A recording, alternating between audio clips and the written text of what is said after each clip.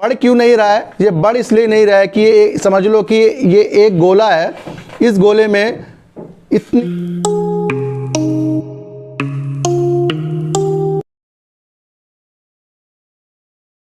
नमस्कार, मैं स्वागत करता हूं आपका अपने चैनल में जिसका नाम है सार्थक बाजार से। काफ़ी दिनों से मैंने यस बैंक के ऊपर कोई वीडियो नहीं बनाई थी। जब मैं सोच रहा था जब इसमें गिरावट ही हो रही है तो फिर इसमें वीडियो बनाने का मतलब ही कुछ नहीं बैठता, क्योंकि इतने बड़े बैंक ने जब कुछ करोड़ रुपए का ही इसके अंदर प्रॉफिट दिया है तो अभी इसके अंदर बहुत सुधार हो रहे हैं, क्योंकि ये अपनी ज़मीनी लड़ाई जो है सर उसको मजबूत कर रहे हैं। जो इनके ऊपर कहीं से लोन इनके जो फंस गए तो उसका पैसा वापस आना है, किन्हीं को लोन दे रखा है उसकी जो प्रॉपर्टी है उसको जो है वापस ला रहे हैं, और कहीं कहीं जगह ये अपना स्टेक बढ़ाए जा रहे हैं। तो एक न्यूज़ निकल के जब ये आ गई कि इन्होंने डिश टीवी को अपना स्टेक थोड़ा बढ़ा दिया है। इन्होंने पहले भी उसमें स्टेक ले रखा था कि कहीं ना कहीं इन्होंने अपना स्टेक इसलिए बढ़ा दिया है कि वो आगे जाकर अपना जो इन्होंने उसको कर्ज दे रखा था डिश टीवी को, उससे ये कुछ ना कुछ भविष्य में प्रॉफिट ले सके। तो इसी चक्कर में इन्होंने अपना थोड़ा सा स्टेक डिश टीवी में बढ़ा दिया। ये गुड न्यूज़ है, क्योंकि जब कोई बैंक किसी में स्टेक बढ़ाता है तो उसके बंद होने के चांस काफ़ी कम हो जाते हैं।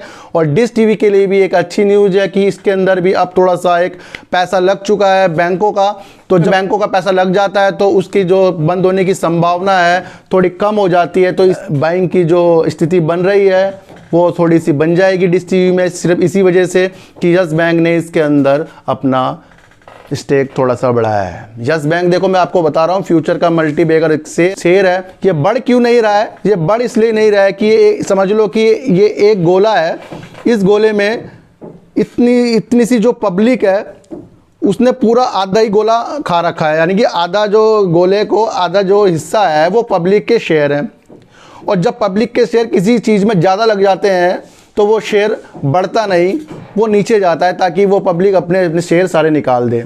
तो जैसे इसके अंदर से थोड़ी सी पब्लिक की होल्डिंग कम होगी ये तब थोड़ा थोड़ा बढ़ना शुरू हो जाएगा। लेकिन मेरा मानना है कि अब ये धीरे धीरे ऊपर की तरफ जाना शुरू करेगा, और जैसे ही हम इसके अंदर प्रॉफिट में आएंगे सब इसके अंदर अपना स्टेक थोड़ा सा है वो कम कर लें, मेरा मानना है। बाकी आपकी स्थिति कुछ भी हो सकती है, क्योंकि अब ये ऊपर की तरफ जाने के लिए तैयार है, गिरनता की तरफ तैयार है।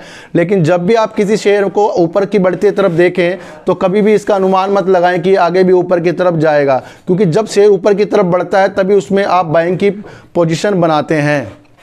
और जब किसी में आप बाइंग की पोजीशन ऊपर शेयर बढ़तों में बना देते हैं, चलते हुए शेयर में बढ़ा देते हैं, तो उसमें कहीं ना कहीं आप फंस जाते हैं। आप शेयर को तभी खरीदें जब वो आपको पता लगता है कि कोई शेयर 20 में था वो आज 15 में आ गया, तो आप उसमें फिर थोड़ी थोड़ी अपनी उसमें क्वांटिटी बढ़ा सकते हैं। आपको ये पता है कि यार ये शेयर 15 में है और ये 30 में चला गया, तो आप उसे खरीद के करोगे क्या सर? वो तो आपके लेवल से बहुत ऊपर जा चुका है, और कहाँ उसने अगर डाउन ट्रेंड चला दिया तो आपके पैसे फिर फंस जाओगे। तो इस मार्केट में आपको फंसना नहीं है। और यस बैंक जैसे शेयरों में, वोडाफोन जैसे शेयरों में आपको सिर्फ साइकोलॉजी से काम लेना है, कोई चार्ट से काम लेना नहीं है। क्योंकि ये जो शेयर होते हैं इसमें कई लोग, कई लाखों लोग रुपए फंसा के बैठे हुए हैं, और कितनी होल्डिंग, इतनी बड़ी बड़ी होल्डिंग जब आपके पास हो जाती है तो जब शेयर 10 पैसे या 1 रुपये भी नीचे आता है तो आपको डर लगना शुरू हो जाता है। इस शेयर को जाना सर बहुत ऊपर है, लेकिन जाएगा ये तभी जब थोड़ी सी पब्लिक की होल्डिंग इसके अंदर से कम होगी, या इतनी अच्छी इसके अंदर जो न्यूज़ आती रहती है उसके बाद भी ये शेयर नीचे जाता रहता है। वो कारण सब इसका यही है कि जिस दिन इसके अंदर पब्लिक की होल्डिंग कम हो गई तो ये शेयर तब जाके ऊपर जाएगा। अभी इन्होंने कुछ एफडी के जो इनके रेट है उसमें संशोधन किया है, ये भी एक अच्छी सी इनकी न्यूज़ निकल के आ रही है। तो ये काम सर ज़मीनी तौर पे कर रहे हैं, धीरे धीरे काम कर रहे हैं।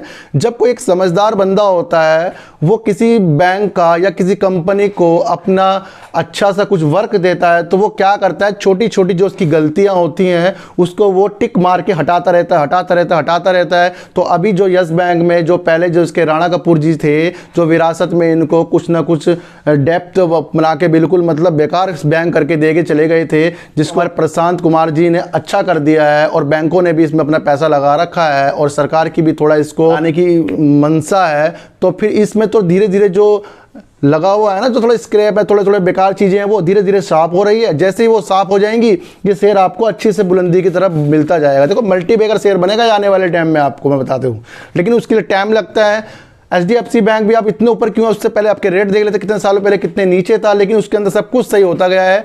ये कहीं ना कहीं ये बैंक में अगर जिस दिन सब कुछ सही हो गया, ये आपके जो शेयरों को कई गुना कर देगा, लेकिन उसको करने के लिए ये काफ़ी अभी टाइम लगेगा। अगर जिसमें इसको ज़्यादा इमोशनल आ रहा है इस बैंक में, तो वो अपने शेयर बचा के रखें, और जिसको सिर्फ पैसा ही कमाना है तो वो जैसे उस प्रॉफिट में आया तो अपने शेयर को निकाल दे। यस बैंक में सिर्फ अभी 2 न्यूज़ ये हैं, बाकी न्यूज़ तो इसमें कुछ फ़र्क ही नहीं पड़ता।